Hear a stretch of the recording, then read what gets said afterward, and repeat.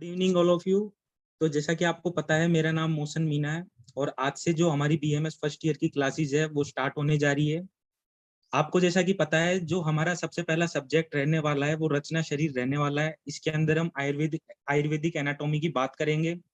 जो कल मैंने यूट्यूब के ऊपर वीडियो डाली थी उसके अंदर मैंने आपको सारी चीजें बता दी थी कि बीएमएस फर्स्ट ईयर के अंदर आपके 5 सब्जेक्ट रहेंगे और ये जो 5 सब्जेक्ट रहेंगे इसके लिए आपको 9 यूनिवर्सिटी एग्जाम देनी पड़ेगी, ये भी मैंने आपको बताया था। रचना शरीर के लिए आपको 2 पेपर देने होंगे, क्रिया शरीर के लिए आपको 2 पेपर देने होंगे। और इस साल जो एनसीआईएसएम का जो सिलेबस है उसके अंदर संस्कृत के साथ साथ आयुर्वेद इतिहास को भी डाल दिया है। जो आयुर्वेद इतिहास था वो पहले पदार्थ विज्ञान के साथ इंक्लूडेड था, लेकिन इसका अब अलग से पेपर आपको देना पड़ेगा संस्कृत के साथ में। पहले सिर्फ और सिर्फ संस्कृत का एक पेपर हुआ करता था, लेकिन अब यहाँ पे 2 पेपर हुआ करेंगे संस्कृत के। उसके बाद में जो पदार्थ विज्ञान है उसके 2 पेपर होंगे, और जो अष्टांग हृदयम है जो आपको संहिता अध्ययन करना था, जो वाग्भट संहिता है, वहां पर एक पेपर होगा आपका। तो टोटल आपके 9 यूनिवर्सिटी एग्जाम होगी, जिसके अंदर आपको 5 सब्जेक्ट पढ़ाए जाएंगे बीएमएस फर्स्ट ईयर के अंदर। तो सबसे पहले हम बेसिक से शुरुआत करेंगे यहाँ पर बीइंग डॉक्टर क्लासेस के अंदर। जो हमारी सबसे पहली क्लासेस है वो रचना शरीर की रहेगी। उसके बाद में हम एक एक क्लासेस लॉन्च करते जाएंगे। तो आपको जैसा कि पता है, अभी तक आपने मुझे काउंसलिंग की वीडियोस बनाते हुए देखा होगा, लेकिन आप कभी अपने सीनियर से जाकर पूछना, उन्होंने हमसे बीएमएस फर्स्ट ईयर की क्लासेस ली भी होगी। पिछले साल हमने लगभग 500 प्लस स्टूडेंट्स को पढ़ाया था, बीएमएस फर्स्ट ईयर स्टूडेंट्स को।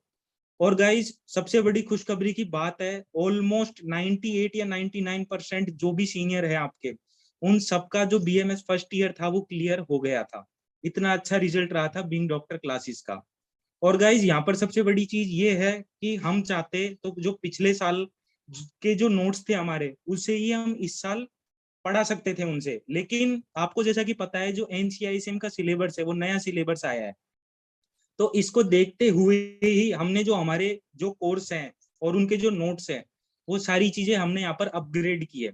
और जो भी स्टूडेंट्स बीइंग डॉक्टर की क्लासेस लेना चाहता है, उसे सिर्फ और सिर्फ कुछ नहीं करना, बीइंग डॉक्टर ऐप डाउनलोड करना है, हमारी डेमो क्लासेस देखनी है, जो मेरी फैकल्टीज है वो आपकी क्लासेस लेगी, और जो सारी चीजें होंगी वो आपको मेरी जो फैकल्टीज है उसके द्वारा पढ़ाई जाएगी। और गाइज, अगर आपको कोई भी डाउट रहता है, कोई भी क्वेरी रहती है, अगर अगर जो फैकल्टीज है उसकी तरफ से कोई रिस्पॉन्स नहीं आता है, तो आप डायरेक्टली मुझे भी कांटेक्ट कर सकते हो। लेकिन ऐसा कभी होगा नहीं हमारी जो फैकल्टीज है वो आपके सवालों का जवाब ना दें, क्योंकि मुझे मेरी फैकल्टीज पर पूरा पूरा भरोसा है। और मैं आपसे ये दावा करता हूं कि अगर आप मेरी फैकल्टी से पढ़ोगे, जो भी आपको पढ़ाएंगे फर्स्ट ईयर के अंदर, आपको पढ़ाने के बाद में आप किसी भी स्टूडेंट के पास जाकर कंपटीशन कर लेना, आपको पता लग जाएगा आपका जो नॉलेज है वो कितना है। और आपको ये भी पता लग जाएगा कि आपको कॉलेज के अंदर किस हिसाब से पढ़ा रहे हैं और बीइंग डॉक्टर क्लासेस के अंदर आपको किस हिसाब से पढ़ा रहे हैं।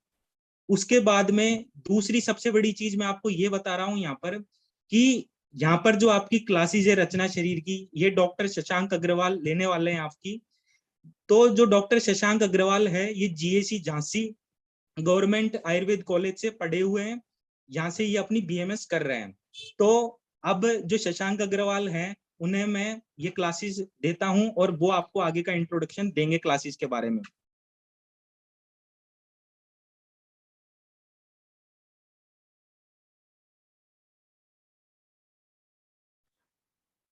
Good evening to all.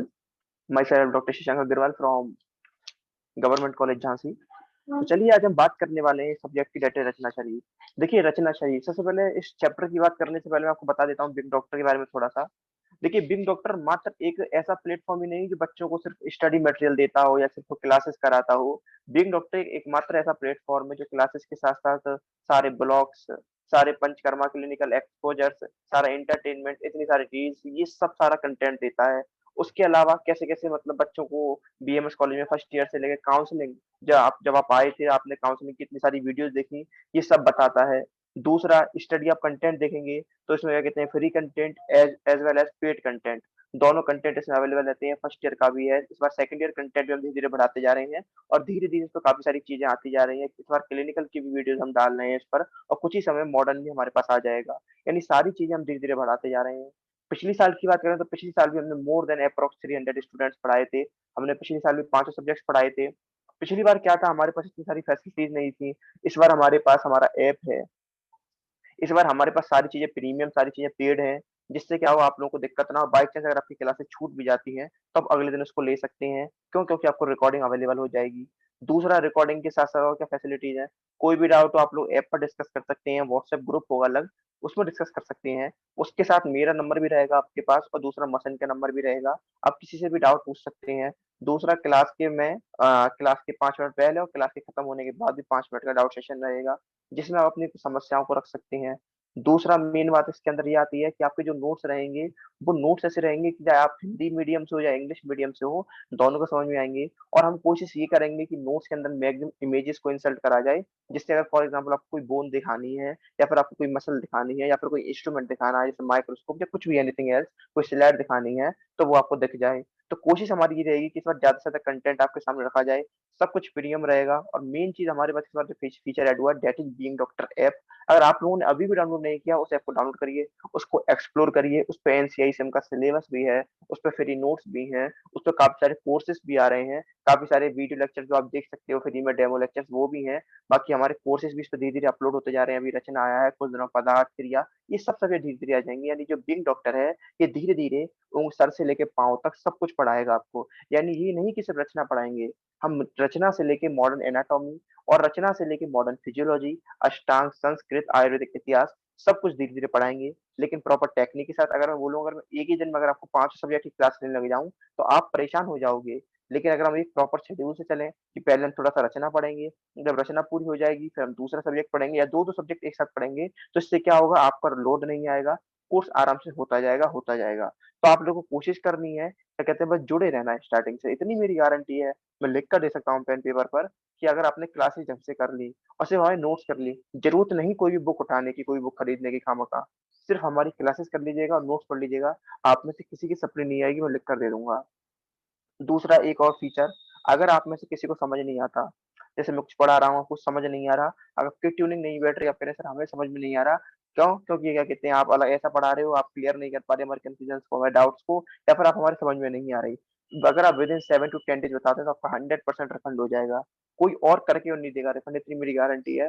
लेकिन बीइंग डॉक्टर आपको जितना गारंटी बोल रहा हूँ, ये क्या कहते हैं, रिकॉर्डिंग मेरी यूट्यूब वगैरह सब जगह डल जाएगी, आप खुद देख लीजिएगा। कहते हैं, ये एकमात्र बात मैं से बोल रहा हूँ कि अगर आपको कुछ बात समझ में नहीं आएगी, तो 7 से 10 दिन के अंदर आपका पैसा दे देंगे, अगर आप हमें बता देते हैं तो। ठीक। और दूसरा क्या कहते हैं, पहली बात तो ऐसा होता नहीं है, आज तक नहीं हुआ। अभी आप रिव्यूज देखेंगे मेरे बच्चों के, मेरे स्टूडेंट्स के, जो प्रीवियस पहली साल रहे हैं, आज तक किसी बच्चे ने मुझसे ये बात नहीं कही कि सर समझ नहीं आया। बाकी क्या कहते हैं, कोई कंफ्यूजन होगा तो क्या कहते हैं, हम डेली की डेली उन कंफ्यूजन पे बात करेंगे। अगर ठीक है, तो क्या कहते हैं, थोड़ा सा ज्यादा नहीं पढ़ेंगे, आज पहली क्लास है, तो क्या कहते हैं, तो अपन समझते हैं धीरे धीरे। ठीक है, चलिए। चलिए, मैं स्क्रीन लगाता हूँ और अपन बात करते हैं अच्छी सी।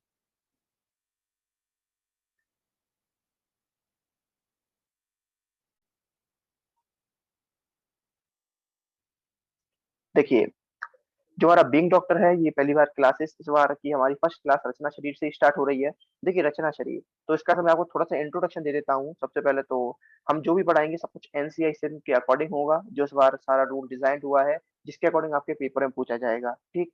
अब देखिए, अगर आप बीएमएस फर्स्ट ईयर की बात करें, 5 सब्जेक्ट होते हैं, इतना आप सब लोगों ने अब तक देख लिया होगा। पहला रचना शरीर जो हम पढ़ाने जा रहे हैं, पूरा आयुर्वेदिक पोर्शन हम पढ़ाएंगे, पेपर फर्स्ट, पेपर टू। और दूसरा क्रिया शरीर है, फिजियोलॉजी है, इसके भी 2 पेपर है, रचना के भी 2 पेपर है। तीसरा संस्कृत है और आयुर्वेदिक इतिहास है। क्या कहते हैं, पहले जो आयुर्वेदिक इतिहास होता था, इसका पेपर पदार्थ विज्ञान के साथ होता था, लेकिन इस बार क्या करा गया है, इसको संस्कृत के साथ जोड़ दिया गया है। संस्कृत बच्चों के लिए वैसे ही कठिन हुआ करती थी, लेकिन घबराने की जरूरत नहीं है, संस्कृत में हम बहुत इजी तरीके से लेकर आएंगे। लास्ट है अष्टांग हृदय, जो अष्टांग हृदय है, जिसको भागवत संहिता भी बोला जाता है, इसका भी एक पेपर अलग से होगा। देखिए, एक शब्द आया यहाँ पर, संहिता। संहिता का मीनिंग क्या होता है? देखिए, संहिता का बेसिकली मीनिंग होता है जो हमारा मूल ग्रंथ है। मूल मतलब जो हमारा बेसिक ग्रंथ है, ये जो ओरिजिनल बात है। ठीक है, जैसे फॉर एग्जाम्पल मैंने बोला चरक संहिता, तो चरक संहिता किसने लिखी है? चरक ने लिखी है।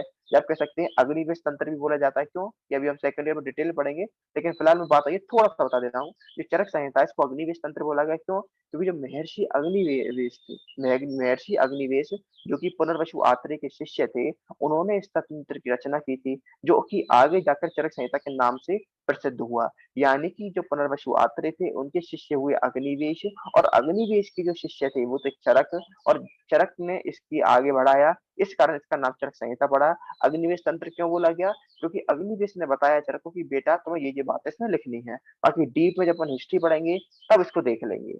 अब देखिए संहिता में बात कर रहा था। संहिता क्या होता है? मूल स्थान, यानी जो आचार्य की जो बात है उसको एज इट इज पढ़ लेना is the Samhita. First year में आप अष्टाध्यायी पढ़ते हैं, सेकंड ईयर में आप क्या पढ़ेंगे? चरक का पूर्वार्ध पढ़ेंगे, थर्ड ईयर में चरक का उत्तरार्ध पढ़ेंगे, और फाइनल ईयर में सुश्रुत संहिता पढ़ेंगे। यानी हर ईयर में आपके पास संहिता आएगी। देखिए आप रचना शरीर देख लीजिएगा, जो क्रिया शरीर देख लीजिएगा, हर कुछ आपका मूल ग्रंथ यानी इन संहिताओं से ही निकला है। अभी आप रचना शरीर खोलोगे, किताब खोल के देखना, किताब पढ़ के देखना, भी सिर्फ उसके जो श्लोक से हैं उस पे लिख रहा होगा चरक शारीर, सुश्रुत शारीर, काश्यप। यानी ये क्या हो रहा है? ये मूल संहिता से ग्रंथ लिए गए हैं। रचना शरीर कोई अलग से सब्जेक्ट नहीं था।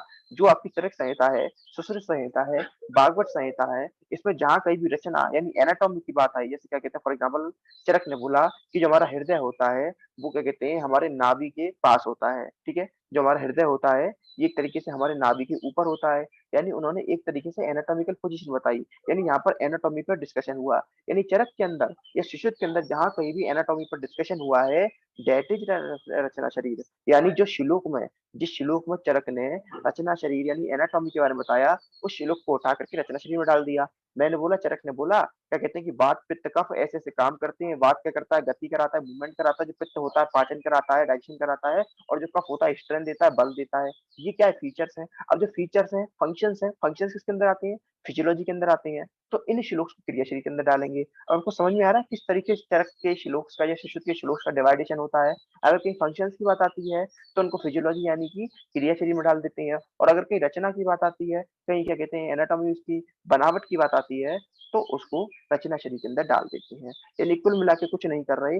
अगर जो श्लोक किसी की एनाटॉमी यानी किसी की बनावट बता रहा है कि ये इस तरीके का इससे बना हुआ है, या यहाँ पर स्थित है, यहाँ पर सिचुएटेड है, तो आप उसको रचना शरीर के अंदर रख दोगे। अगर ये बता रहा है कि ये क्या फंक्शंस कर रहा है, क्या इसके गुण कर्म क्या गुण है, ठीक है, क्या कर्म है, क्या फंक्शंस हैं, क्या प्रॉपर्टीज हैं, तो उसको क्रिया शरीर में रख दोगे। फॉर एग्जाम्पल वात के गुण क्या है, रस के गुण क्या है, रक्त के गुण क्या है, 7 धातु होती हैं, आज मैं सबके नाम बताऊंगा आपको। यानी आज टोटली बेसिक्स पर बात होगी हमारी। धीरे धीरे बेसिक से पढ़ेंगे। हमें कोशिश करना है जो हमारा बेस है, जो हमारा बिल्डिंग का बेस है, जो इसमें जो पिलर्स बनाने हैं हमको वो मजबूत बनाने हैं।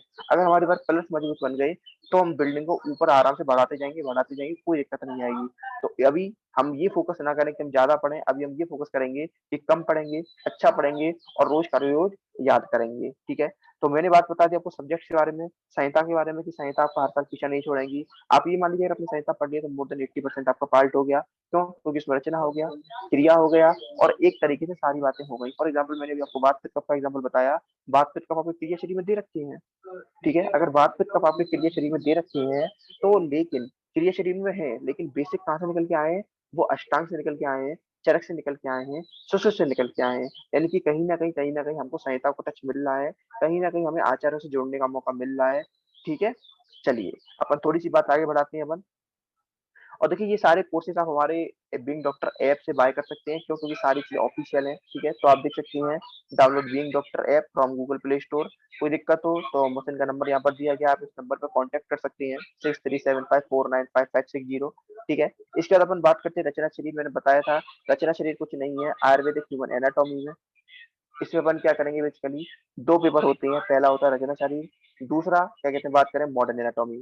तो 2 पेपर है, पहला रचना शरीर है, दूसरा मॉडर्न एनाटॉमी है। अब देखिए जो रचना शरीर है इसमें अपन क्या करेंगे, देखिए रचना रचना का मतलब क्या होता है? उसकी बनावट, जो उसकी एनाटॉमी है, यानी जिसमें अपन शरीर के स्वरूप का वर्णन करेंगे, यानी जिसमें शरीर की जो बनावट है उसके बारे में अपन बात करेंगे।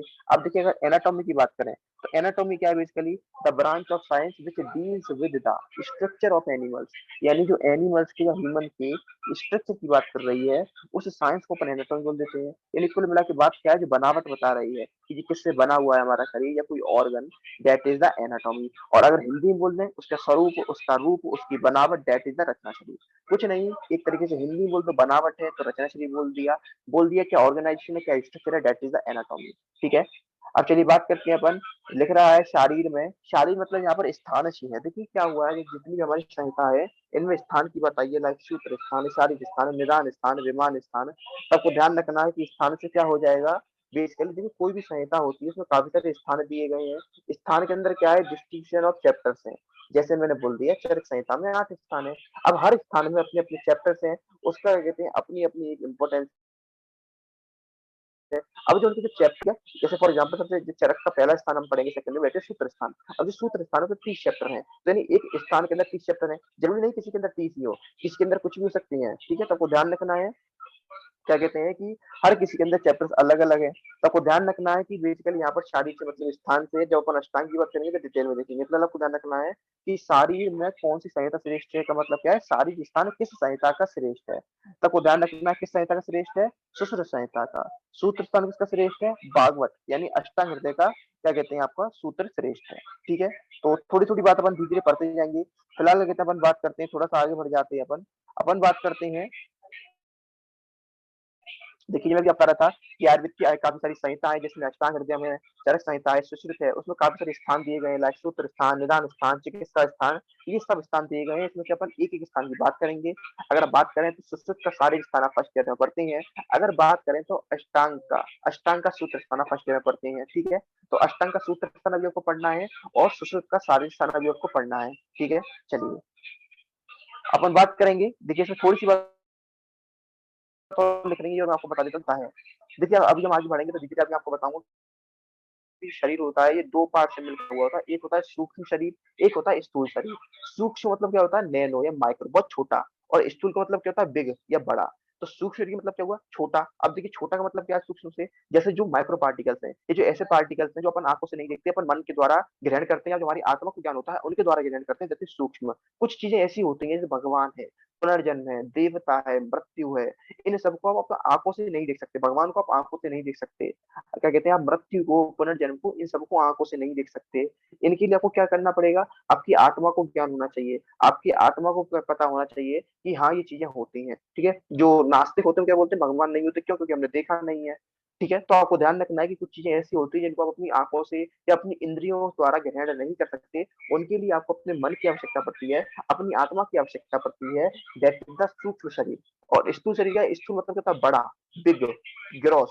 तो स्थूल शरीर क्या है, जिनको आप बेसिकली अपनी क्या कहते हैं आंखों द्वारा या अपनी इंद्रियों द्वारा ग्रहण कर सकते हैं, दैट इज स्थूल। अब समझ में आया सूक्ष्म क्या है, स्थूल क्या है। आज मैं डिटेल में आपको बता दूंगा, फिलहाल आपको इतना ध्यान रखना है। सूक्ष्म मतलब क्या होता है, जिनको आप अपने मन द्वारा देख ना सके, मतलब अपने मन द्वारा ग्रहण करें, अपनी ग्रहण ना कर सके, और आप आपको द्वारा देख सकते हैं, ग्रहण कर सकते हैं, बल्कि ठीक। तो आपको ये बात दोनों डिफरेंशिएट करके रखनी है। डिटेल जब आएगा तो वहां पे देखेंगे। फिलहाल आपको ये 2 पॉइंट बेसिकली क्लियर होने चाहिए। अब अगर हम बात करें कुछ कंसेप्ट की, अब ये काफी सारी चीज आएंगी, आपको जो याद करनी पड़ेंगी। फिर दोष किसको बोलते हैं, देखिए आयुर्वेद में जो बेस है पूरा फंडामेंटल है, सब कुछ दोष पर निर्भर करता है। कितने दोष हैं, कितनी धातु हैं, कितने मल हैं। आगे जाके आचार्य का एक श्लोक आएगा, दोष धातु मल मूली शरीरम। यानी दोष, धातु और मल, ये तीनों ही मिलकर शरीर बनाते हैं। दोष, धातु और मल, ये तीनों मिलकर ही शरीर बनाते हैं। अब देखिए दोष, धातु, मल, ये तीनों मिलकर क्या बना रहे हैं, शरीर बना रहे हैं। दोष कितने होते हैं आपके, फिलहाल आपको मैं याद करा रहा हूँ, 3 दोष होते हैं। फिर दोष जिनको बोला जाता है, 3 दोष होते हैं, वात, पित्त, कफ। दोष धातु कितनी होती है, 7 होती है, सप्त धातु बोला जाता है। मल कितने होते हैं, 3 होते हैं। तो ठीक है, सबसे पहले इन तीनों को याद करते हैं अपन। तो पहला लिख रहा है त्रिदोष। पहला क्या लिख रहा है, त्रिदोष, आपको दिख रहा होगा ऊपर, त्रिदोष है। तो त्रिदोष में क्या आया है, वात, पित्त, कफ। तो त्रिदोष के अंदर क्या आया है, वात, पित्त, कफ। अब देखिए थोड़ा थोड़ा मैं आपको आइडिया दे देता हूँ। जो वात होता है ये शरीर के अंदर मूवमेंट्स कराता है, गति कराता है, एक वस्तु को दूसरी जगह तक ले जाता है। फॉर एग्जाम्पल मैंने बोला कि आपके शरीर में खाना पच गया है, यानी खाना डाइजेस्ट हो गया और उसके बाद रस की उत्पत्ति हुई है, यानी उसके बाद एक कंटेंट की उत्पत्ति हुई। उस कंटेंट को आपके पेट से आपके मस्तिष्क तक ले जाना है, जिससे वहां पर वो न्यूट्रिशन दे पाए। तो क्या कौन जिम्मेदार है उसको ले जाने के लिए, उसको ले जाने के लिए वात जिम्मेदार है। In vata is responsible for all type of movements occur in our body. पित्त, पित्त किसके लिए? डाइजेशन के लिए, उष्णता के लिए, टेम्परेचर को मेंटेन करने के लिए, आपकी बॉडी में जितनी चमक हो रही है उसके लिए। यानी पित्त is responsible for the digestion, maintenance of body temperature, maintenance of homeostasis. ठीक, तो पित्त क्या कर रहा है आपकी बॉडी में, जो एक नॉर्मल टेम्परेचर होता है, जो जितना रहना चाहिए उसको सामान्य तक उसको मेंटेन टू कर रहा है। पित्त क्या कर रहा है? गति कर रहा है, मतलब डाइजेशन, और वात करवा रहा है, मूवमेंट करवा रहा है। जो कफ हो रहा है, कफ करवा रहा है, शरीर को बल दे रहा है, स्ट्रेंथ दे रहा है, ताकत दे रहा है, उसको एक जगह जमाए रख रहा है, उसको पकड़ के रख रहा है। दैट इज द कफ। अब बात करते हैं धातु। मल की बात लास्ट में करेंगे, धातु की बात अपन करेंगे। देखिए धातु कितनी मैंने आपको बताई, 7 बताई। 7 धातु के नाम और उनका बॉर्डन से कोरिलेशन, ये बात हमको सबको पता होनी चाहिए। देखिए 7 धातु होती है, रस, रक्त, मांस, मेद, अस्थि, मज्जा, शुक्र। रस को क्या बोल दिया हमने? प्लाज्मा बोल दिया। रक्त को क्या बोल दिया? जो हमारा सेलुलर पार्ट है ब्लड का। आपको पता है जो ब्लड होता है वो उसमें 45% सेलुलर पार्ट होता है, 55% प्लाज्मा होता है। जो 55% प्लाज्मा है दैट इज रक्त, और जो 45% सेलुलर पार्ट है दैट इज रक्त। मांस क्या है? जो मस्कुलर टिश्यू है, ठीक है। और दूसरा जो क्या कहते हैं मेद है, ठीक है, उसको अपन क्या बोलते हैं? फैट या एडिपोज टिश्यूज बोलते हैं, ठीक है। तो अपन क्या कहते हैं, अभी आर मार्क अभी सिर्फ इंट्रो दे रहा हूँ, अभी एक बार और पढ़ेंगे अपन, जब तक आपको याद नहीं हो जाएगा मैं आगे नहीं बढ़ूंगा, तो आप वेट कर रही है। तो अपन एक बार दोबारा से समझ लेते हैं, ठीक है, इन चीजों को। तो सबसे पहले मैंने क्या बताया? रस बताया। रस क्या होता है? प्लाज्मा, ठीक है। जैसे मैंने आपको बताया कि जो ब्लड होता है, blood is made up from 2 components. Number 1 कौन सा है? आपका 45% सेलुलर पार्ट है, जिसमें आरबीसी होती है, डब्ल्यूबीसी होती है, प्लेटलेट्स होती हैं। नंबर 2 क्या होता है? एक तरीके का आपका प्लाज्मा होता है। प्लाज्मा मतलब क्या कहते हैं, जो जिसमें क्लॉटिंग फैक्टर्स होते हैं लेकिन जिसमें सेलुलर पार्ट नहीं होता, that is the plasma. Plasma कितना होता है? 55% होता है। जैसे कि आप नीट में पढ़ते हुए आ रहे हैं कि प्लाज्मा 55% है, सेलुलर पार्ट 45% है। तो आपको ध्यान रखना है कि जो सेलुलर पार्ट है कितना है? वो 45% है। अब जो सेलुलर पार्ट है 45%, ठीक है, उसके अंदर आरबीसी भी है, डब्ल्यूबीसी है, तो उसका कोरिलेशन आयुर्वेद में रक्त से किया गया है। तो आपको ध्यान रखना है, क्या कहते हैं कि जो रक्त है उसको क्या लिया गया है? सेलुलर पार्ट, यानी 45% ऑफ द ब्लड। और जो रस है वो क्या है? प्लाज्मा, यानी 55% ऑफ द ब्लड, ठीक है। नंबर 3 मास। मास क्या होता है? जब मस्कुलर टिश्यू, जब मसल्स है, दैट इज द मास। एक बार मैं आपको सारा रिवाइज कराऊंगा जितना मैंने अब तक बताया, तो ज्यादा बात कुछ नहीं हुई है, सब कुछ याद करके जाएंगे। जितने बच्चे इस क्लास में आए सबको गारंटी है, सबको आज याद करा के भेजूंगा मैं। नंबर 3 है मास। मास क्या होता है? जब मसल्स है, मस्कुलर टिश्यू है। नंबर 4 लेग है। लेग का मतलब क्या होता है? देखिए फैट, मोटापा, जिसमें जितना ज्यादा फैट होगा उतना ज्यादा मोटा होता है, सिंपल बात है। मेद का मतलब क्या है? फैट या एडिपोज टिश्यू। जो एडिपोज टिश्यूज होते हैं वो फैट को स्टोर करते हैं, और इसलिए इसका कोरिलेशन मेद से किया गया है। फोर्थ इज द अस्थि। अस्थि क्या है? आपकी बोन। अस्थि क्या है? आपकी बोन है। फिर क्या है? मज्जा। मज्जा मतलब क्या हुआ है? देखिए मज्जा के लिए 2 कोरिलेशन आते हैं। कुछ जगह इसको नर्वस टिश्यू बोला गया है, कुछ जगह इसको बोन मेरो बोला गया है, और लास्ट में क्या है? शुक्र। शुक्र का मतलब क्या होता है? जो रिप्रोडक्टिव टिश्यूज है, in male sperm, in female ओवा। तो देखिए अब तक मैंने जितनी बात भी आपको बताई, इन सब बातों को रिवाइज कराऊंगा। पहले मल और बता देता हूँ आपको। मल होते हैं 3, मूत्र, पुरीश और श्वेद। मूत्र मतलब यूरिन, पुरीश मतलब का फीकल मैटर, श्वेद मतलब जो पसीना होता है, स्वेट होता है। चलिए दोबारा से सब कुछ पढ़ते हैं, दोबारा से सब कुछ पढ़ते हैं। 2 बार पढ़ेंगे अभी अपन। अपन अभी नए हैं तो हमको 2 बार पढ़ना पड़ेगा, तो दोबारा पढ़ते हैं अपन। तो सबसे पहले मैंने आपको बताया था, देखिए यहाँ से बात हुई, स्टार्ट हुई थी हमारी सब इंपॉर्टेंट कंसेप्ट थी। इसमें 3 चीजें मैंने आपको बताई, दोष बताया, धातु बताया, मल बताया। क्या क्या बताया? दोष बताया, धातु बताया, मल बताया। दोष कितने होते हैं? 3। सब बच्चे बोलेंगे, सब बच्चे मन में बोलेंगे, याद करेंगे। दोष कितने होते हैं? 3। धातु कितनी होती है? 7। मल कितने होते हैं? 3। यानी 3 दोष है, 3 मल है, लेकिन धातु है 7 है। अब तीनों के नाम पता होने चाहिए सर। 3 दोष कौन से हैं? वात, पित्त, कफ। फिलहाल अगर हम इतना भी याद कर लें कि 3 दोष कौन से हैं, वात, पित्त, कफ, दैट इज इनफ। इनके फंक्शन तो हम आगे आगे पढ़ ही लेंगे, ठीक है। लेकिन मैं भी आपको पढ़ा रहा हूँ, इसलिए मैं इनको ये बताते जा रहा हूँ, ऊपर आइडिया कि जो वात होता है ये मूवमेंट करता है, जो पित्त होता है ये पाचन कराता है या बॉडी में हीट के लिए रेस्पॉन्सिबल होता है, जो कफ होता है वो शरीर को बल देता है, स्ट्रेंथ देता है। यानी एक तरीके से जो वात है वो शरीर में मूवमेंट करा रहा है, ठीक है। और दूसरा जो पित्त है वो एक तरीके से डाइजेशन का काम करा रहा है, और जो कफ है वो स्ट्रेंथ दे रहा है, ठीक है। तो ध्यान रखना है कि जो मल होते हैं बेसिकली वो 3 बताए गए हैं, दोष भी 3 है, जबकि धातुएं 7 है, ठीक है। तो चलिए एक बार मैं आप लोगों से जान लेता हूँ कितना आप लोगों को समझ में आ रहा है, फिर अपन दोबारा से पढ़ना स्टार्ट करते हैं। तो सबको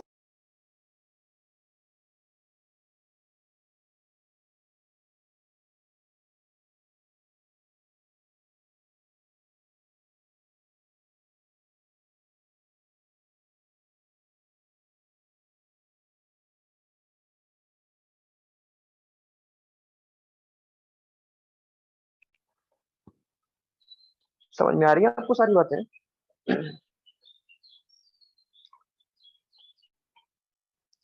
चलिए ठीक है, एक बार आपको मैं सारा रिवाइज करा देता हूँ बढ़िया, ठीक है? चलिए, मैं लिख कर रिवाइज कराऊंगा अब आपको, जिससे आप भी थोड़ा एंजॉय कर सकें क्लासेस को।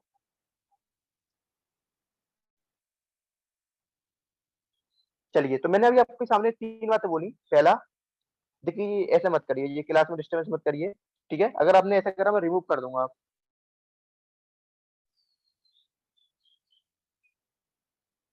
तो मैंने बोला 3 दोष होते हैं और 7 धातु होती हैं, 3 मल होते हैं, ठीक? चलिए, तो मैं यहाँ पर आपके लिए लिख देता हूँ। धातु होती हैं 7, दोष होते हैं 3, मल होते हैं 3, ठीक? चलिए, कुछ डिस्टर्बिंग एलिमेंट्स ज़्यादा आ गए हैं, तो मैं अपने स्क्रीन पे चलते हैं, वहीं पढ़ाएँगे आपको।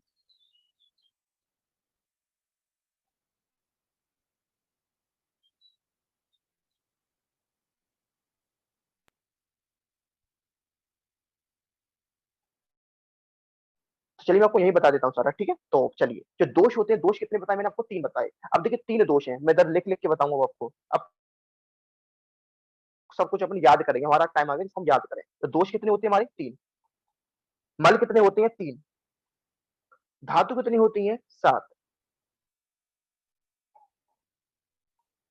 अब देखिए सब बच्चे दोबारा सुनेंगे। दोष है 3, पहला है वात, दूसरा है पित्त, तीसरा है कफ। जो वात है ये मूवमेंट्स करा रहा है, यानी एक चीज को दूसरी जगह ले जाने का काम किसका है? वात का। मैंने बोला कि अगर आपने कोई भी खाना खाया, आपने दूध पिया या कोई भी ऐसा आइटम लिया, तो क्या हुआ? उसका डाइजेशन होगा, उसका पाचन होगा। जब उसका पाचन होगा, ठीक है, जब उसका पाचन होगा, तो पाचन के बाद जिस रस की उत्पत्ति होती है, उस रस को एक जगह से दूसरी जगह ले जाने का काम किसका है? वात का है। यानी वात is responsible for all type of movement. Number 2 पित्त। पित्त क्या कर रहा है? डाइजेशन करवा रहा है, यानी पाचन का काम है। तो आपको ध्यान रखना है, जो पित्त करवा रहा है, क्या करवा रहा है? डाइजेशन करवा, यानी शरीर में जितना भी पाचन हो रहा है, जितना भी क्या कहते हैं शरीर में ऊष्णता आ रही है, यानी हीटनेस आ रही है, that is due to the pitta, ठीक है? तो ध्यान रखेंगे, मैं थोड़ा सा आपको लिख कर बताता हूँ। जो वात है इसके कारण क्या है? मूवमेंट है, ठीक है? जो पित्त है इसके कारण क्या है? हीट है। और जो कफ है इसके कारण स्ट्रेंथ है, ठीक है? चलिए, तो आपको मैं ऐसे आराम से लिख-लिख कर पढ़ा रहा हूँ अभी, जिससे क्या हो, क्या कहते हैं, आपको सब बातें समझ में आनी चाहिए। वात क्या करवा रहा है? मूवमेंट करवा रहा है। पित्त क्या कर रहा है? शरीर में हीट है। और कफ क्या कर रहा है? शरीर को बल दे रहा है, स्ट्रेंथ दे रहा है। अब देखिए मल, मल आपको पता है, अगर बॉडी में कोई भी वेस्टेज है, कोई भी वेस्टेज है, तो उसको बाहर निकाला जाता है, ठीक है? जो भी वेस्ट बनता है उसको बाहर निकाला जाता है, मूत्र है। अब देखिए मूत्र को बाहर निकालेंगे, तो मूत्र क्या होता है? जो बॉडी में वेस्ट लिक्विड है, मूत्र क्या है? जो बॉडी में वेस्ट लिक्विड है, दैट इज मूत्र, ठीक है? दैट इज मूत्र, जो एक तरीके से कह सकते हैं वेस्ट लिक्विड है।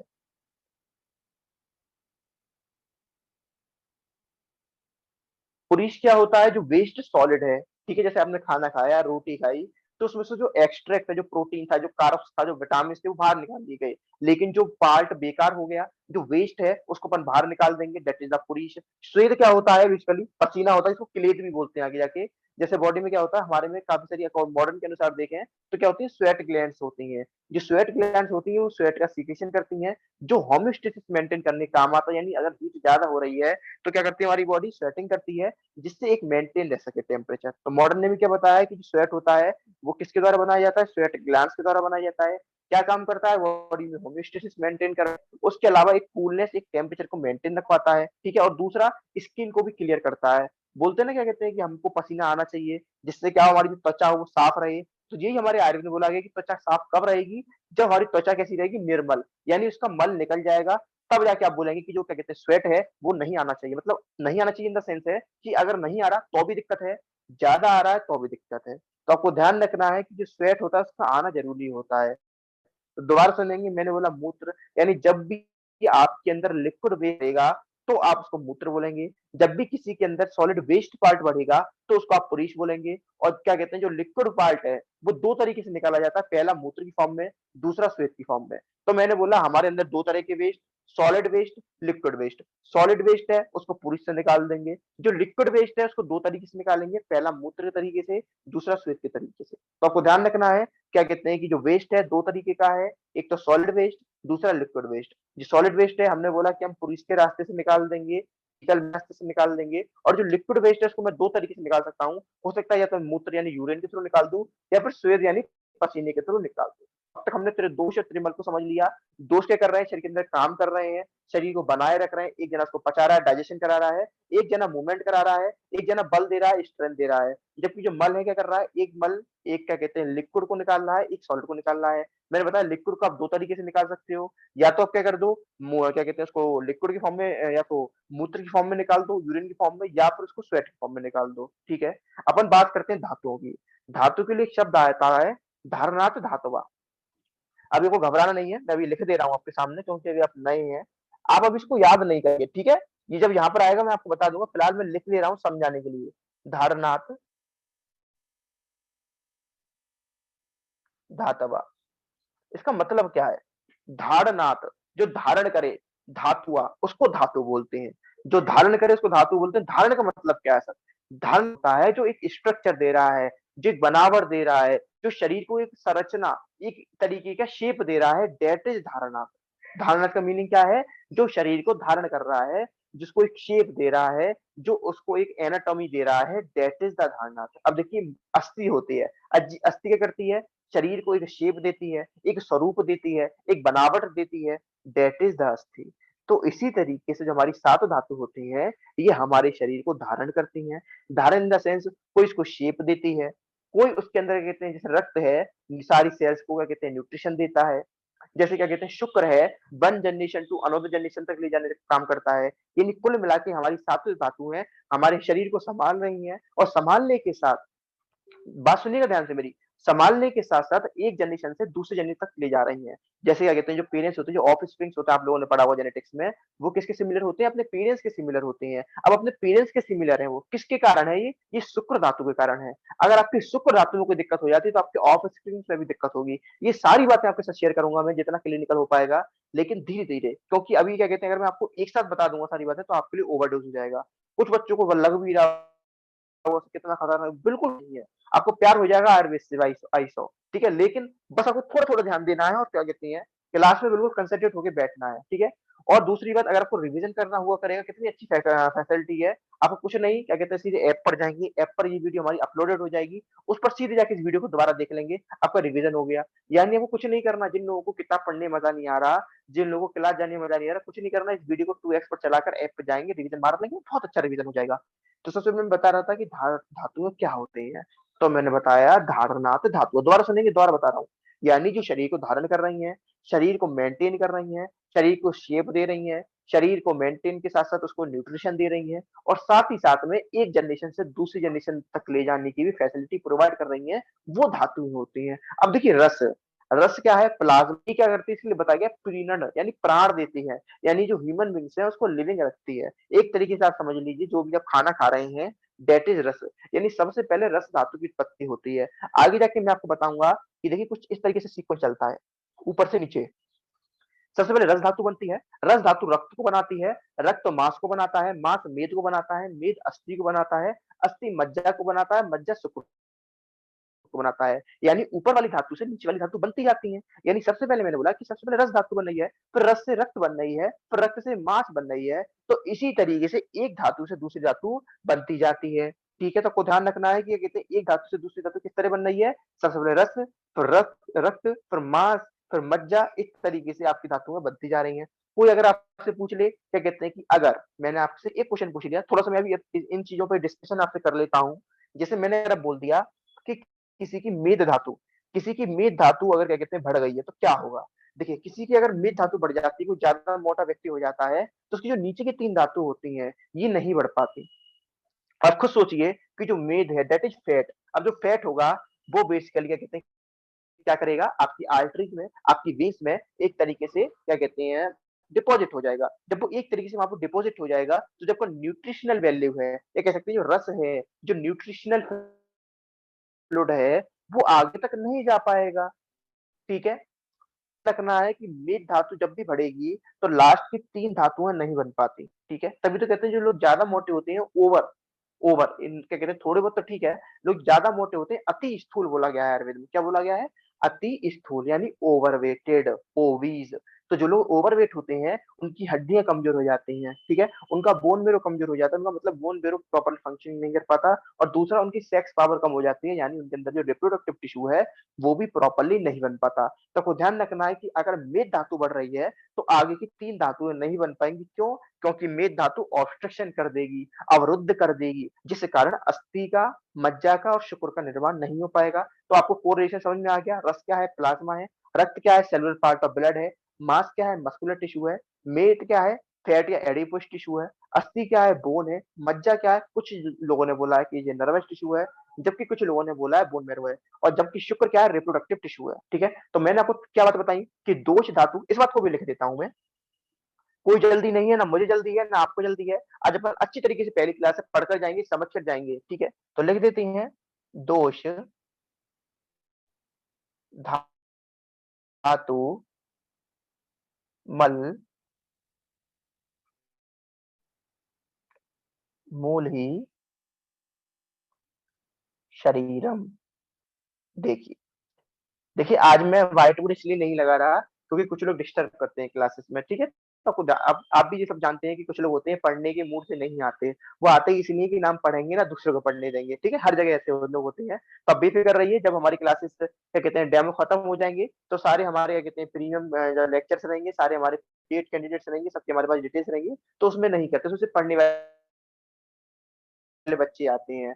तो जो ये फ्री लेक्चर्स होते हैं, डेमो लेक्चर्स होते हैं, इसमें इतनी सिक्योरिटी टाइट रखनी पड़ती है। आपने देखा होगा कि लोग, अभी मैंने व्हाइट बोर्ड लगाया तो कितना डिस्टर्ब करने लगे। तो कुछ ध्यान रखना है, क्या कहते हैं कि ये बातें अब बस अब 1 या 2 दिन चलेंगी। हमारे डेमो लेक्चर्स कल ऑन होगा बस लास्ट। मैंने सोचा था पहले कि मैं 3 या 4 डेमो लेक्चर्स लूंगा, लेकिन जरूरत नहीं है, क्योंकि जिन बच्चों को क्लास लेनी थी लगभग काफी बच्चे, लगभग 10-15 बच्चे तो डेमो लेक्चर्स के पहले ही क्लास ले चुके हैं, ठीक है?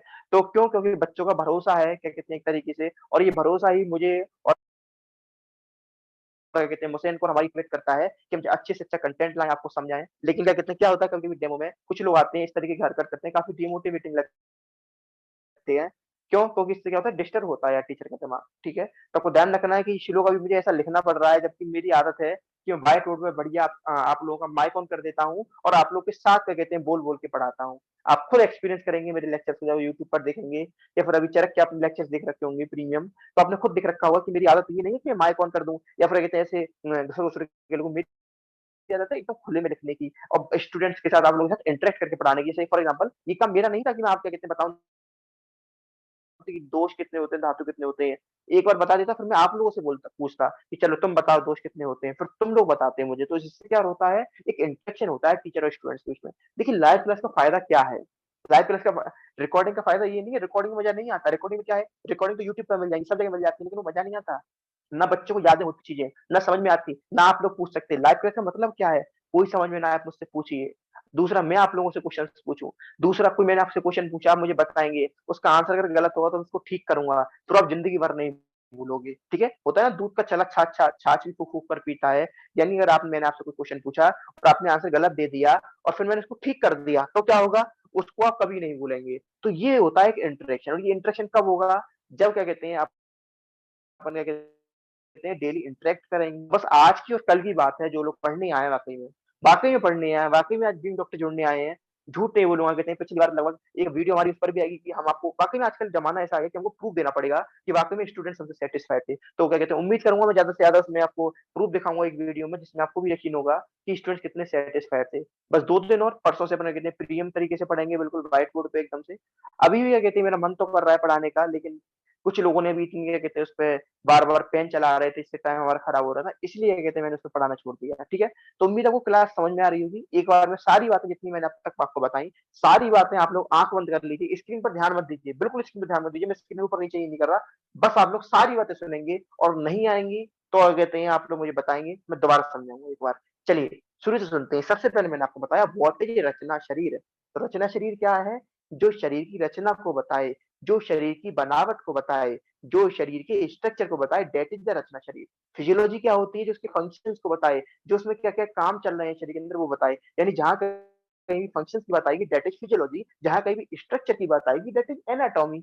और अगर एनाटॉमी को अपन आयुर्वेद में पढ़ लें, जैसे मैं बोलता हूँ कि मॉडर्न में जो अस्थियां हैं उनको बोन्स बोला गया है, अगर मैंने बोन्स बोल दिया तो मैं एनाटॉमी में चला गया, अगर मैंने अस्थियां बोल दिया तो मैं रचना शरीर में आ गया। यानी कुल मिला के रचना शरीर और एनाटॉमी की परिभाषा में कितना अंतर है, मात्र मात्र ये मेरा बैग है और दिस इज माई बैग, इतना फर्क है। कुल मिला के हिंदी और इंग्लिश का फर्क है। यानी आप लोग को ये नहीं घबराना कि हमने नीट में इंग्लिश दिया कैसे होगा, वो काम मेरा है।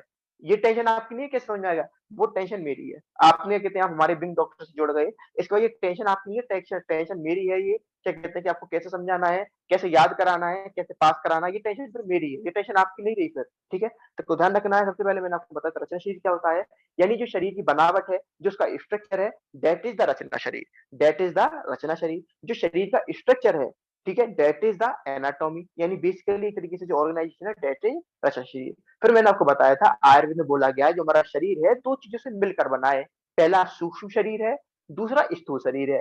फिर मैंने आपसे ये भी बोला था कि ये बहुत डीप टॉपिक, इसका 15 नंबर का क्वेश्चन आता है सूक्ष्म शरीर और स्थूल शरीर का पदार्थ विज्ञान में, लेकिन यहाँ पर हमको सूक्ष्म शरीर स्थूल शरीर नहीं पढ़ना अभी, तो यहाँ का टॉपिक नहीं है। लेकिन फिर भी मैं आपको बता देता हूँ क्या डिफरेंस होता है। देखिए सूक्ष्म, एक टर्म आया है सूक्ष्म, तो देखिए सूक्ष्म मतलब क्या होता है, स्मॉल, माइन्यूट, यानी अब इतना माइन्यूट होता है कि हम उसको इंद्रियों द्वारा ग्रहण नहीं कर सकते, यानी अपनी आंखों द्वारा उसको नहीं देख सकते। ठीक है, तो मैंने दोबारा सुनिए, मैंने क्या बोला, our body is made up from two parts, one is सूक्ष्म शरीर, नंबर टू इज स्थूल शरीर। The Sukhm Sharir contain very minute substances which is not which is not seen by our eyes, which is not perceived by our indriyas. The Sthula Sharir, the Sthula Sharir is the thing, is the substance which is not perceived by our indriyas. While as our Sthula Sharir is a component, is a hug substance which is seen by and perceived by our indriyas. यानी स्थूल शरीर वो substance है जो हमारी इंद्रियों द्वारा ग्रहण किया जा सकता है, हम उसको देख सकते हैं, हम सुन सकते हैं, हम छू सकते हैं। जबकि जो हमारा सूक्ष्म है, जो माइन्यूट है, जो स्मॉल है, उसको ना देख सकते हैं, ना सुन सकते हैं, ना उसको टच कर सकते हैं। तो आपको ध्यान रखना है अभी इतना सा डिफरेंस। सूक्ष्म क्या है, जो हमारे मन के द्वारा, हमारी आत्मा के द्वारा ग्रहण होता है, जबकि स्थूल क्या होता है, जो हमारी इंद्रियों द्वारा ग्रहण होता है। फिर मैंने आपको बताया था शरीर की एक परिभाषा आई थी, दोष धातु मल मूल ही शरीरम। Sir what is the meaning of this shloka? दोष, दोष कितने बताए? 3। धातु कितनी बताई? 7, 7। मल कितने बताए? 3, 3। मूल का मतलब क्या होता है? बेसिक। मूल का मतलब क्या होता है? बेसिक। मैंने बोला क्या कहते हैं कि बीइंग डॉक्टर का मूल क्या है, क्या कहते हैं इसकी फैकल्टीज हैं, या कह सकते हैं इसके नोट्स हैं। तो यानी इसका मतलब क्या हुआ, बीइंग डॉक्टर का बेस क्या है? इसके नोट्स, क्या इसका कंटेंट। तो उसी तरीके से ध्यान रखना है, दोष धातु मल मूल ही शरीरम, यानी शरीर के मूल क्या है, शरीर के पिलर्स क्या है, शरीर के बेस क्या है, दैट इज द दोष धातु मल। आपको पता है कि बिल्डिंग होती है, जो एक बिल्डिंग होती है कम से कम उसको अपने खड़े होने पे जगह के लिए 3 पिलर्स चाहिए होते हैं। कोई भी बिल्डिंग 2 पिलर पे, 1 पिलर पे खड़ी नहीं हो सकती, उसको स्टैंडिंग के लिए 3 पिलर्स चाहिए। आप देख लीजिए कोई भी बिल्डिंग 3 पिलर से कम पे खड़ी नहीं हो सकती। ट्रायंगल शेप में अगर आप 3 पिलर्स लगाएंगे तब जाके कोई बिल्डिंग खड़ी होगी। तो आपको ध्यान रखना है कि दोष धातु मल वो 3 पिलर्स हैं जिस पर हमारा शरीर जो बिल्डिंग बताया गया वो खड़ा होता है। यानी हमारा शरीर क्या है? एक बिल्डिंग है। हमारी शरीर क्या है? एक बिल्डिंग है। उसके पिलर्स का नाम क्या है? दोष है, धातु है, मल है। पहला पिलर क्या है? दोष है। दूसरा पिलर क्या है? धातु है। तीसरा पिलर क्या है? मल है। अब देखिए दोष है, पहला पिलर दैट इज द दोष। अब दोष कितने हैं? 3 हैं। कौन-कौन से हैं? वात है, पित्त है, कफ है। अब मैंने आपको इनके बारे में बताया था। हालाँकि जो इनके फंक्शंस है, ये क्रिया शरीर का फंक्शन है, ठीक है? हालाँकि इनके जो फंक्शंस है वो क्रिया शरीर का फंक्शन है, लेकिन फिर भी अपन बात कर रहे हैं यहाँ पर, तो थोड़ा-सा मैंने आपको बता दिया। क्यों? क्योंकि आपको पता होना चाहिए, कोई आपसे पूछ लेता है कि आप आज तुमने क्लास में क्या पढ़ा? आप बताओगे कि सर ने थोड़ा-सा बताया था, दोष के बारे में बताया, धातु के बारे में बताया, मल के बारे में पढ़ाया। उन्होंने पूछ लिया दोष कितने होते हैं? आपने बोल दिया 3 होते हैं। उन्होंने पूछा कौन-कौन से होते हैं? आपने बोला वात, पित्त, कफ होते हैं। उन्होंने पूछ लिया वात क्या करता है? आप लोग शांत हो गए। तो उसमें आपकी बेइज्जती नहीं है, बेइज्जती मेरी है। क्यों? क्योंकि मैंने आपको बताया नहीं, ठीक है? तो आपको ध्यान रखना है, बात क्या कर रहा है? मूवमेंट कर रहा है। मूवमेंट इन द सेंस शरीर में किसी भी धातु का, किसी आइटम का, किसी भी सब्सटेंस का, चाहे दोष हो, चाहे मल हो, कोई भी हो, पित्त का भी मूवमेंट आपका यकीन नहीं मानोगे, आगे एक श्लोक आएगा, पित्त पंगु, कफ पंगु, पंगु मल धातवा, वायुना यत्र नियंते तत्र गच्छति वेगवता। ये श्लोक देखकर आपको घबराना नहीं है। यकीन मानिए 3 महीने बाद भी आप ऐसे श्लोक बोलेंगे और मुझे सुनाएंगे कि सर ये श्लोक हमने याद कर लिया है। ठीक है, 3 महीने बाद इन द सेंस से मेरा मतलब है कि जब तक क्रिया भी हो जाएगी हमारी, और ये श्लोक बेसिकली क्रिया में हम डिटेल में देखते हैं कि फंक्शंस का श्लोक है। यहाँ पर फंक्शंस आ रहे हैं दोषों के, और फंक्शंस की बात किसमें होगी? फिजियोलॉजी में। मैंने पहले बताया स्ट्रक्चर की बात रचना शरीर में, फंक्शंस की बात फिजियोलॉजी में। यानी जहां पर भी आप क्या कहते हैं फंक्शंस की बात करेंगे वहां पर फिजियोलॉजी आ जाएगी। ठीक है, तो मैंने क्या बताया? पित्त पंगु, कफ पंगु। पंगु का मतलब होता है पैरालाइज्ड। जो पित्त होता है वो एक जगह से दूसरी जगह नहीं जा सकता। कफ पंगु, कफ भी एक जगह से दूसरी जगह नहीं जा सकता।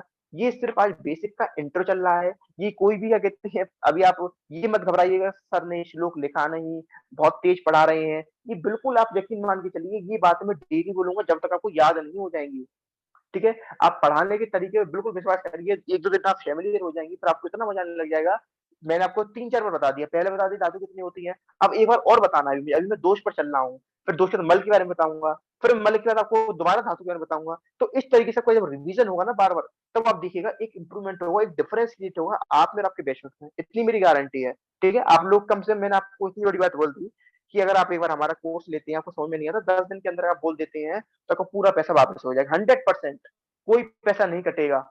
अगर आप हमसे 1 हफ्ते 10 दिन में बोल देते हैं कि सर मुझे समझ में नहीं आ रहा, इस कारण से मुझे ये बात समझ में नहीं आ रही सर की, या सर की लैंग्वेज समझ में नहीं आ रही है, सर का तरीका समझ में नहीं आ रहा, सर के नोट्स समझ में नहीं आ रहे, तो आपको रिफंड हो जाएगा। ठीक है? तो बात दोबारा सुन लेंगे। सबसे पहले बोला दोष, दोष कितने होते हैं? 3 प्रकार के। वात, पित्त, कफ। वात क्या करा रहा है? मूवमेंट करा रहा है। पित्त क्या करा रहा है? डाइजेशन करा रहा है। और कफ क्या करा रहा है? शरीर में बल दे रहा है, स्ट्रेंथ दे रहा है, उसको एक तरीके से पोस्चर दे रहा है, that is the kapha. Number 2 मल। मल मैंने आपको क्या बताया? मल क्या होता है? जो भी आपके शरीर के अंदर वेस्ट पार्ट होता है उसको निकालने के जो साधन होता है, ज़रिया होता है, दैट इज़ द मल। मल मैंने बताया 2 तरीके की मल हो सकती है, एक तो लिक्विड को वेस्ट हो सकता है, एक सॉलिड वेस्ट हो सकता है। अब जो लिक्विड वेस्ट है उसको अपन 2 तरीके से निकालते हैं, कौन-कौन सा? मूत्र और एक तरीके से स्वेद। अगर कोई आपके अंदर शरीर के अंदर कोई वेस्ट लिक्विड है, जैसे आप देखते हैं यूरिन, यूरिन में अपन क्या करते हैं, जो यूरिया होता है, यूरिक एसिड होता है, इनको अपन बाहर निकालते हैं। अगर बढ़ जाएगा तो फिर बॉडी के अंदर यूरिया बढ़ जाता है, ब्लड नाइट्रोजन बढ़ जाता है, तो आपको ध्यान रखना है कि अगर बॉडी के अंदर जो वेस्ट पार्ट है, वे लिक्विड है, उसको अपन या तो यूरिन के थ्रू निकाल देते हैं, या फिर अपन स्वेद यानी स्वेट यानी पसीने के थ्रू निकाल देते हैं। और अगर कोई लिक्विड सॉलिड पार्ट भर रहा है, तो अपन उसको पुरीज के द्वारा निकाल देते हैं। यानी अगर आपके अंदर सॉलिड वेस्ट है तो पुरीज के द्वारा निकाल दो, अगर लिक्विड वेस्ट है तो या तो आप पसीने के थ्रू निकाल दो, नहीं तो आप उसको मूत्र यानी यूरिन के थ्रू निकाल दो। तो ये हमारी क्या कहते हैं बेसिकली मल की बात हो गई। अपन धातु की बात कर लेते हैं। धातु कितनी होती है? 7 होती हैं। धातु मतलब एक तरीके से बॉडी टिश्यूज जो शरीर का निर्माण कर रहे हैं, शरीर को बना रहे हैं, शरीर के कंपोनेंट्स है, शरीर के घटक हैं, that is the body tissues. जो 7 बताए गए हैं, रक्त है, रस है, रक्त है, मांस है, मेद है, अस्थि है, मज्जा है, शुक्र है। रस क्या होता है? मैंने बताया था, blood is made up from 2 components. Number 1 is 45% cellular part, number 2 is 55% plasma. जो 55% प्लाज्मा है दैट इज रस, जो लिक्विड पार्ट है जिसके अंदर क्लॉटिंग फैक्टर्स होती हैं। नंबर 2 जो सेलुलर पार्ट है इसके अंदर आरबीसी होती है, डब्ल्यूबीसी होती है, प्लेटलेट्स, थ्रोम्बोसाइट्स होती हैं, दैट इज सेलुलर पार्ट, जिसको अपन रक्त से कंपेयर कर रहे हैं, या फिर कंपेयर कर रहे हैं। आप में से कोई भी ये नहीं बोल सकता कि मज्जा मतलब बोन मैरो ही होता है। यहाँ पर सिर्फ और सिर्फ एक समानता, एक रिलेशन मॉडर्न के साथ शेयर किया गया है, जिससे अपन मॉडर्न और आयुर्वेद दोनों को साथ लेकर चल सकें। कि अगर हमने बोल दिया कि इसकी अस्थियां कमजोर हो गई हैं, तो आप ये समझ सके मॉडर्न में कि इसकी बोन्स की बात हो रही है। अगर मैंने बोल दिया कि इसके अंदर मेद बढ़ गया है, तो आप मॉडर्न में समझ सकते हैं इसके अंदर फैट बढ़ गया है, यानी इसके अंदर फैट डिपोजिशन बढ़ गया है। अगर मैंने बोल दिया कि इसके अंदर रक्त कम हो गया है, तो आप समझ सके कि इसके अंदर आरबीसी, डब्ल्यूबीसी की बात हो रही है, इसके अंदर सेलुलर पार्ट की बात हो रही है। यानी अगर आपको ये कोरिलेशन पता है, तो ये समझ सकते हैं कि मॉडर्न में अपन किस कंपोनेंट की बात कर रहे हैं। तो आपको पता होना चाहिए रक्त का मतलब प्लाज्मा है, रक्त का मतलब सेलुलर पार्ट है, मांस का मतलब जो मसल्स हैं, जो मस्कुलर टिश्यू है, उसके बारे में बात की गई है। मेद का मतलब फैट या एडिपोज टिश्यूज है, अस्थि का मतलब बोन है, और मज्जा का मतलब जो आपका बोन मैरो या नर्वस टिश्यूज को लिया गया है, और शुक्र मतलब रिप्रोडक्टिव टिश्यू। इनके अपने अपने फंक्शन से आगे भी देखेंगे। एक पॉइंट मैंने और बताया था, मैंने आपसे ये बोला था कि जो मेद होता है, अगर मेद बढ़ जाता है, ओवर फैटी हो जाता है व्यक्ति, तो क्या होता है? ऑब्स्ट्रक्शन कर देता है मेद। एथेरोस्क्लेरोसिस, आपने नाम सुना होगा, एथेरोस्क्लेरोसिस। आर्टरीज के अंदर थ्रोम्बस का या कोलेस्ट्रॉल का डिपोजिशन हो जाना, कह सकते हैं the deposition of cholesterol in the arteries, inside arteries is known as atherosclerosis. Modern जितना होगा बताऊंगा मैं आपको। क्या कहते हैं कि जो कोलेस्ट्रॉल का डिपोजिशन हो जाता है आर्टरीज के अंदर, दैट इज द एथेरोस्क्लेरोसिस। और एथेरोस्क्लेरोसिस जिसका हो जाता है, उसकी बोन्स कमजोर हो जाती हैं, उसको क्या कहते हैं? मज्जा, शुक्र, इन तीनों की कमी हो जाती है। हमारे आयुर्वेद में बताया गया है कि अगर मेद धातु बढ़ जाएगी, तो आगे की धातु नहीं बन पाएंगी। क्यों? क्योंकि मैंने बताया था धातु कैसे बनती है, रक्त से रक्त बनता है, रक्त से मांस, यानी ऊपर से नीचे धातुओं का क्रमांक चलता रहता है। यानी धातुएं ऊपर से लेकर नीचे तक बनती रहती हैं, रक्त से रक्त, रक्त से मांस। इस तरीके से चलती रहती है। तो ध्यान रखना है कि अगर रक्त से रक्त बना है, रक्त से मांस बना है, मांस से मेद बना है, लेकिन मेद इतना ज्यादा बन गया कि उसने सारे रास्ते जाम कर दिए, सारा ट्रैफिक लगा दिया, मार्ग अवरोध कर दिया, ऑब्स्ट्रक्शन कर दिया, तो आगे की धातुएं कैसे बनेंगी? तो आपको ध्यान रखना कि अगर मेद बढ़ेगा तो अस्थि, मज्जा, शुक्र की कमी होगी। दोबारा सुनेंगे, हमने 3 चीज़ पढ़ी आज। आज मात्र 3 चीज़ पढ़ पाए, क्यों? क्योंकि आज बेसिक्स हमको पढ़ने थे, तो मैंने आपको 3 चीज़ बताई, लेकिन तीनों चीज़ अगर आपसे कोई भी पूछ लेता है, या रचना शरीर में पूछ ले, या क्रिया शरीर में पूछ ले, या पदार्थ में पूछ ले, या अष्टांग में पूछ ले, आपको सब बात पता होनी चाहिए कि बात क्या कर रहा है, कब क्या कर रहा है, कब क्या कर रहा है, मल कैसे-कैसे हैं, कौन-कौन से नाम है उनके, 7 धातु हैं, 7 धातुओं के क्या-क्या नाम है, क्या उनका मॉडर्न के साथ कोरिलेशन है। तो आपको ध्यान होना चाहिए कि अगर मैंने बोल दिया कि क्या कहते हैं मसल टिश्यू कौन है, तो आपको पता होना चाहिए कौन है, मांस है। और अगर कहते हैं मैंने बोल दिया मेद क्या है, तो आपको पता होना चाहिए। चलिए मैं आपसे थोड़ी-सी बात कर लेता हूँ, अब आप लोगों से मैं पूछता हूँ। अब आप लोग मुझे बताएँगे, ठीक है? मैं आपसे पूछूँगा, अब आप लोग मुझे बताएँगे। चलिए मुझे ये बताइए कि जो मेद है, उसको मॉडर्न में किससे कोरिलेट किया गया है मेद को? चैट सेक्शन में बता सकते हैं आप लोग? चैट सेक्शन में आप लोग बता सकते हैं कि जो मेद है, उसको किससे कोरिलेट किया गया है? फैट से। बहुत अच्छा, सब बच्चे बता रहे हैं फैट से। बिल्कुल फैट, फैट। साक्षी, शालिनी, जाह्नवी, दिव्या, वर्षा, सुदीप, सौम्या, साकेत, उमेश, ठीक है? तो सब लोग बता रहे हैं 1 2 3 1 2 3 भी बता रहे हैं। तो देखिए आपसे एक मेरी रिक्वेस्ट है, आप सभी लोग अपने नेम से लॉगिन हुआ करें। उससे क्या रहेगा, जैसे आप सब मेरे स्टूडेंट, सब मेरे बच्चे हो आप सब।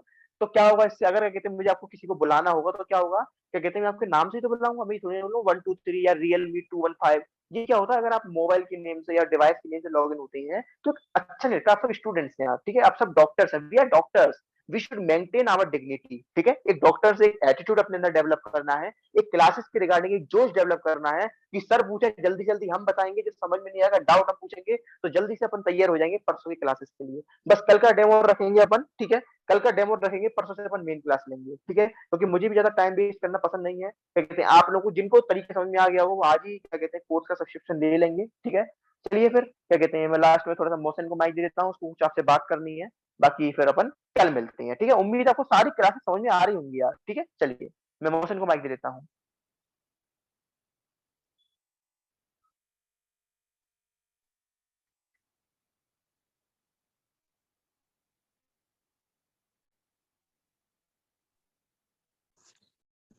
तो आज की क्लास आई होप आप सबको समझ में आई होगी। आज कुछ बहुत सारे स्टूडेंट्स को ऐसे लगा होगा सर ने जल्दी पढ़ाया है या मतलब बहुत ज्यादा स्लो चल रही है गाड़ी। तो मैं आपको एक चीज कहूंगा, ये जो चीजें हैं, ये जो 16 पन्नों का जो मैंने पीडीएफ आपके साथ शेयर किया है हमारी बीइंग डॉक्टर टीम ने, ये एक तरीके से बेसिक से आयुर्वेद का। अगर आपको ये 16 पन्नों का जो ये पीडीएफ है अच्छे से अगर आपको दिमाग में अच्छे से याद हो जाता है, तो आपको ना ही तो आयुर्वेद इतिहास में, ना ही आपको अष्टांग हृदय में, ना ही आपको क्रिया शरीर पदार्थ विज्ञान, एक तरीके से आपको क्या होगा, बेसिक इंट्रोडक्शन पता लग जाएगा सारे सब्जेक्ट्स का। तो ये जो 16 पन्नों का जो पीडीएफ बनाने का जो रीजन था, इसके अंदर हमने सारे बेसिक्स इंक्लूड किए हुए हैं हर सब्जेक्ट के। आपने देखा होगा आज तो क्लास रचना शरीर की थी, लेकिन यहाँ पर क्रिया शरीर के कंसेप्ट आए हुए थे, जैसे कि वात दोष, पित्त दोष, कफ दोष, फिर धातुएं हो गई, मल हो गए। तो एक तरीके से हमने क्या किया है, सारी चीजों को यहाँ पर वाइंड अप किया है, मतलब ये बेसिक्स के अंदर। तो ये जो बेसिक्स होगा ना आपका, ये आपका लगभग 7-8 दिन तक पढ़ाया जाएगा। इसको बहुत ही डिटेल में पढ़ाया जाएगा। जो लाइव क्लास होंगी, जो कि सब्सक्रिप्शन वाली होगी, उसके अंदर और ज्यादा डिटेल में बताया जाएगा ये 16 पन्ने की पीडीएफ को, क्योंकि ये बहुत ज्यादा इंपॉर्टेंट हो जाता है स्टूडेंट्स के लिए। तो यहाँ पर मैं इतना सही कहूंगा आपको, अभी भी अगर आपको कोई चीज समझ में नहीं आई हो तो आप टेंशन मत करना। वापस से ये बार बार चीजें रिपीट होंगी, बार बार पढ़ाया जाएगा आपको, क्योंकि शुरुआत के जो 10-12 दिन होंगे, यहाँ पर हमारा मेन जो मोटिव रहता है वो होता है आपके कंसेप्ट बिल्डअप करना। क्योंकि एक बार आप, अगर आपसे कोई ऐसे पूछ ले कि वात दोष का मतलब क्या होता है, तो आपके तुरंत दिमाग में क्लिक होगा कि शशांक सर ने मुझे ये पढ़ाया था कि वात दोष का मतलब होता है विचरण करना। इट मीन्स मूवमेंट्स करना, चीजों को मूवमेंट करवाना। तो यहाँ पर क्या होगा, जो शशांक सर है वो आपको ट्रिक से याद करवाएंगे, बहुत एग्जाम्पल दे दे के याद कराएंगे। तो इससे क्या होगा, जो चीजें है ना वो बिल्कुल सरल हो जाएगी आपके लिए। कोई चीज होगी जो बहुत ज्यादा डिफिकल्ट है, उसको हम चार्ट्स के थ्रू, टेबल्स के थ्रू और जो ट्रिक्स है उनके थ्रू हम बताने की कोशिश करेंगे, फ्लो चार्ट बताने की कोशिश करेंगे, डायग्राम के थ्रू समझाएंगे। और अगर कोई भी डाउट रहता है, शशांक सर ने जैसे कि आपको बताया था कि अभी तो आपने कुछ नहीं देखे फीचर्स, अभी तो आपको बोर्ड से पढ़ाया जाएगा, फिर आपसे क्लास टेस्ट होंगे और आपसे भी पूछा जाएगा, मतलब बीच बीच में। आज क्या था, आज सारी फैसिलिटीज हम बता नहीं पाए, आपको भी पता है शशांक सर क्यों नहीं बता पाए सारी फैसिलिटीज, क्योंकि कुछ स्टूडेंट ऐसे होते हैं वो क्लास में पढ़ने के मकसद से नहीं आते, सिर्फ और सिर्फ टाइम पास करने आते हैं। जिसको मेरी ये बात बुरी लगे वो 100 बार बुरी माने, क्योंकि यहाँ पर बीइंग डॉक्टर का मकसद ये है कि जो स्टूडेंट्स हैं उनको अच्छे से अच्छा डॉक्टर बनाना, ताकि वो भी हमेशा याद रखे कि हमने जो क्लासेस है वो हमारी बीइंग डॉक्टर से पढ़ा था, हमने BMS first year, second year, third year, fourth year, धीरे धीरे करके हमारी first year, second year, third year, fourth year सारे क्लासेस स्टार्ट होगी मतलब। लेकिन अभी आपको सिर्फ और सिर्फ बीएमएस फर्स्ट ईयर के ऊपर फोकस करना है। और गाइज, अगर आपको क्लास से रिलेटेड कोई भी डाउट हो तो जिस भी व्हाट्सएप ग्रुप में आप ज्वाइन हो वहां पर एडमिन जो है उसे आप मैसेज कर सकते हो। एडमिन मैं और शशांक है, आप हमें मैसेज कर लो, कॉल कर लो, कोई क्वेरी जो वो पूछ लो। और जल्दी से जल्दी मैं आपसे कहूंगा, आज और कल की डेमो क्लास है, कल कल एक और डेमो क्लास है, उसमें आप पढ़कर देख लो। और अगर आपको हमारी क्लासेस समझ में आती है तो आप बीइंग डॉक्टर का सब्सक्रिप्शन लो। और जैसा कि शशांक ने बताया, मैं मेरी फैकल्टीज के लिए आंख बंद करके कहता हूं कि अगर आपको समझ में ना आए तो आपका जो रिफंड है वो आपका 7 दिन के अंदर अंदर वापस से कर दिया जाएगा। ऐसा आज तक नहीं हुआ किसी स्टूडेंट का हमें रिफंड करना पड़ा हो। पिछले 1-1.5 साल से हम लोग पढ़ा रहे हैं, लेकिन अब तक हम लगभग 500-600 स्टूडेंट्स को पढ़ा चुके हैं, लेकिन आज तक कभी ऐसा नहीं हुआ कि हमें किसी का रिफंड करना पड़ा हो वापस। और अगर आपको हमारे बारे में और ज्यादा जानना हो तो आप अपने सीनियर से जाके पूछो, उन्होंने भी हमसे पढ़ा था फर्स्ट ईयर, और अभी वो करंटली सेकेंड ईयर भी पढ़ रहे हैं, बहुत सारे सीनियर्स हमसे। तो आप जाके पूछो उनसे बीइंग डॉक्टर जो है वो कैसा है। आपके सीनियर्स जो है वो आपको अच्छे से बता पाएंगे हमारे बारे में। और बहुत सारे स्टूडेंट्स आज की जो क्लास के अंदर आए थे, कुछ स्टूडेंट्स ऐसे थे जिनके सीनियर्स ने जो बीइंग डॉक्टर क्लासेस है वो रिकमेंडेड करी थी, क्योंकि आपके सीनियर्स को पता है यहाँ पर अगर आपको कोई भी जो है वो आपके लिए आयुर्वेद सिंपल कर सकता है तो वो बीइंग डॉक्टर है। क्योंकि हमारी क्लासेस की जो फैसिलिटीज है, वो सबसे मेन फैसिलिटी क्या है, यहाँ पर आपको हिंदी प्लस इंग्लिश दोनों के अंदर पढ़ाया जा रहा है मतलब। और जो कंसेप्चुअल जो चीजें हैं वो आपको बताई जा रही है, जितना ज्यादा क्लिनिकल हो सकता है उतना ज्यादा बताने की कोशिश कर रहे हैं शशांक सर। और भी ज्यादा अगर आपको क्लिनिकल जानने की कोशिश हो मतलब, तो आप पर्सनली डिस्कस कर सकते हो। और धीरे धीरे आप अभी देखते जाओ, क्लासेस की जो फैसिलिटीज है वो धीरे धीरे बढ़ती जाएगी। अभी सिर्फ और सिर्फ हम ज्यादा लेवल अप इस वजह से नहीं कर रहे क्योंकि आप लोग नए हो। अभी हम जॉन्डिस वगैरह मतलब बीमारियों के बारे में बताने लग गए तो ऊपर से चली जाएंगी सारी चीजें। तो मेनली सबसे पहले हमारा काम ये है कि सबसे पहले हम आपके कंसेप्ट बिल्डअप करेंगे। फिर एक टाइम ऐसा आ जाएगा 10-15 दिन बाद जब आपके कंसेप्ट बिल्डअप हो जाएंगे, तब हम एक स्टेप लेवल अप करेंगे, उसके बाद में हम और सारी चीजें बताने चालू करेंगे। तो ऐसे ऐसे करके सारी चीजें बताना स्टार्ट होगी। हमारा ये जो रचना शरीर है, इसका जो सबसे पहले लॉन्च करने का रीजन क्या था, क्योंकि इसके अंदर जितना भी बेसिक्स होता है ना आयुर्वेद का, लगभग लगभग कवर हो जाता है। और जितना बेसिक बचता है वो क्रिया शरीर और पदार्थ विज्ञान में कवर हो जाता है। तो हमारी जो सेकंड क्लास लॉन्च होगी वो क्रिया और पदार्थ विज्ञान की लॉन्च होगी। ऐसा नहीं है कि 3 क्लास ही लॉन्च होकर रुक जाएगी, लॉन्च सारी क्लासेस होगी। आयुर्वेद की भी सारी क्लासेस लॉन्च होगी और एनाटॉमी फिजियोलॉजी की भी सारी क्लासेस लॉन्च होंगी।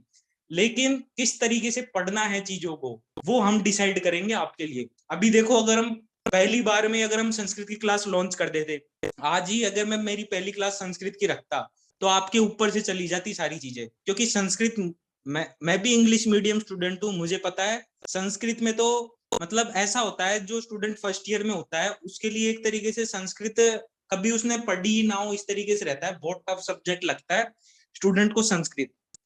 तो हमने क्या किया है, जब आप सारे सब्जेक्ट्स पढ़ लोगे आयुर्वेदा के, उसके बाद में आप जाके संस्कृत पढ़ोगे ना, तो संस्कृत का जो आधा सिलेबस है, ऐसा नहीं है संस्कृत का सिलेबस मैच नहीं करता आयुर्वेद से, करता है मैच, लेकिन उसका जो आधा सिलेबस है ना, वो इन सारे जो सिलेबस है उसके अंदर कवर हो जाएगा।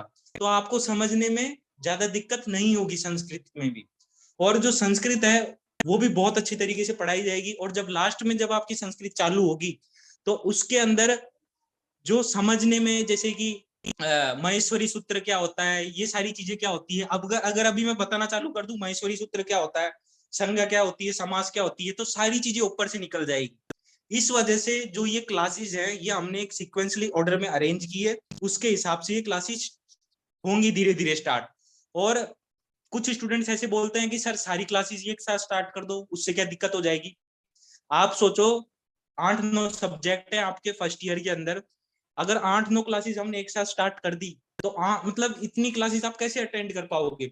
और यहाँ पर आपको पता है कि हर एक क्लास को कम से कम 1 घंटा तो लगेगा, मतलब बेसिक बेसिक क्लियर करने में, क्योंकि ऐसा तो होगा नहीं कि आधे घंटे की क्लास ली और उसके अंदर आपका बेसिक क्लियर हो गया, ऐसा कभी नहीं होगा।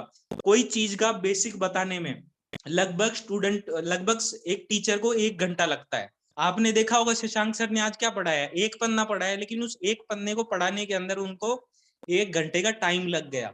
ये क्यों लगा टाइम, क्योंकि अभी आप इन चीजों के लिए नए हो। अगर यही चीज अगर 3 महीने बाद में बताई जाएगी तो ये सिर्फ और सिर्फ 1 मिनट के अंदर रिवाइज करवा दी जाएगी, मतलब, और आप खुद ही रिवाइज करने लग जाओगे, आप खुद ही हमें बताने लग जाओगे कि सर ये पढ़ाने की कोई जरूरत नहीं है, आप आगे कंटिन्यू करो, मतलब। तो आपको समझ में आ गया होगा ये जो बेसिक्स वाला, अभी तो आपकी रचना शरीर स्टार्ट भी नहीं हुई अगर मैं सच कहूं तो। यहाँ पर आपने देखा चैप्टर 1 चैप्टर 2 कुछ लिखा हुआ है, कुछ भी नहीं लिखा हुआ, बस इतना सा लिखा हुआ है सम इंपॉर्टेंट कंसेप्ट। तो ये इंपॉर्टेंट कंसेप्ट किसके लिए है, आयुर्वेद के लिए है। आयुर्वेद के सब्जेक्ट्स हैं बीएमएस फर्स्ट ईयर के, उनके लिए है ये इंपॉर्टेंट कंसेप्ट। रचना शरीर के लिए भी है, क्रिया शरीर के लिए भी है। इसमें देखना आप आगे ओरिजिन ऑफ आयुर्वेद, आयुर्वेद अवतरण, मतलब आयुर्वेद पृथ्वी पे कैसे आया उसके बारे में बात की जाएगी, तो ये पदार्थ विज्ञान का हो गया।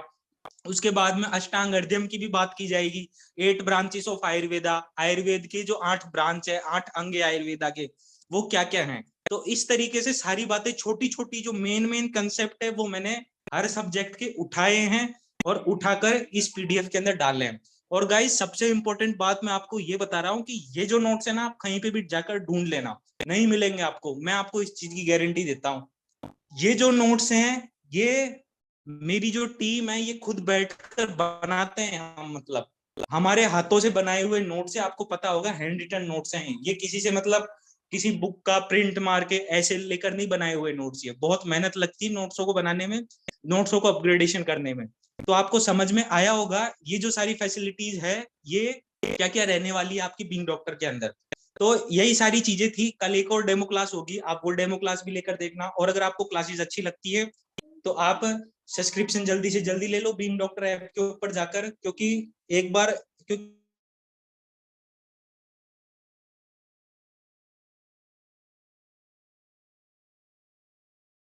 हमारी जो क्लास होगी वो शाम को 6 बजे होंगे, वो आपको वापस से प्रोवाइड करवा दिए जाएंगे। थैंक यू गाइस आज के लिए।